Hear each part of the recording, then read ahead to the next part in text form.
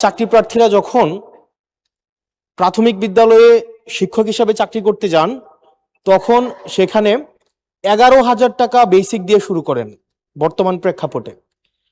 অর্থাৎ এই চাকরিটা হচ্ছে 13 গ্রেডের চাকরি এবং তৃতীয় শ্রেণীর।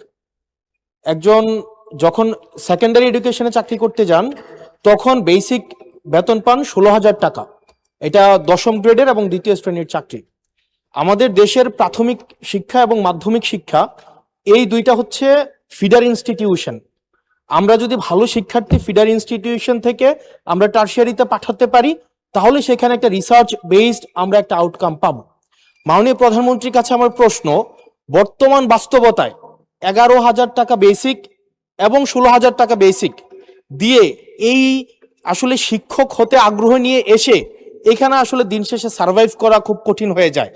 সেজন্য তাদের বেতন বৃদ্ধির জন্য যাতে করে বেশি বেশি মানুষ বা শিক্ষার্থী এই ধরনের চাকরিগুলি করতে আগ্রহী হয় সেটার জন্য আপনার বিশেষ কোনো পরিকল্পনা রয়েছে কিনা সেটি জানতে চাচ্ছি মাননীয় স্পিকার। মাননীয় প্রধানমন্ত্রী।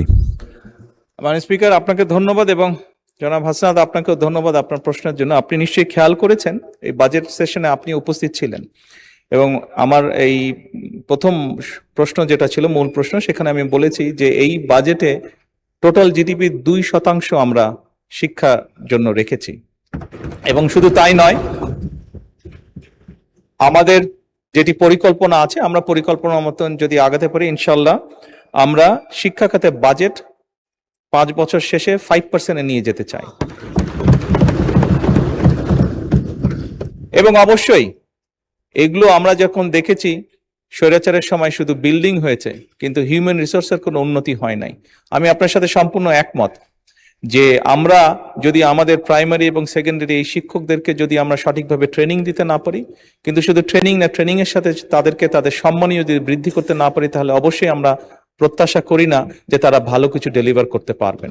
আমাদের তাদেরকে প্রশিক্ষণ দেওয়ার যেরকম কর্মসূচি রয়েছে, প্রশিক্ষণ দেওয়ার যেরকম পরিকল্পনা রয়েছে বোথ সেকেন্ডারি অ্যান্ড প্রাইমারি, একই সাথে পর্যায়ক্রমিক ভাবে আমরা যাতে তাদের সম্মানীয় বৃদ্ধি করতে পারি। প্রাইমারি স্কুলের শিক্ষকরা তাড়াতাড়ি করে ক্লাস করিয়ে হয়তো আরেকটি সেকেন্ড একটি কোনো জবে অথবা কৃষিকার্যে যেটাই হোক একটি সেকেন্ড জবে তাকে যেতে হয়, তা না হলে তার জন্য সংসার চালানো কষ্টকর হয়ে যায়। সেকেন্ডারি স্কুলের ক্ষেত্রে আমরা অনেক শিক্ষকের ক্ষেত্রেই দেখেছি এরকম ঘটনা ঘটে। এই কাজটি যাতে তাদের না করতে হয় এবং তারা যাতে সঠিকভাবে তাদের সময় এবং তাদের মেধা শিক্ষার্থীদের পেছনে ব্যয় করতে পারেন সেই জন্য তাদের সম্মানই বাড়ানো প্রয়োজন বলে আমরাও মনে করি।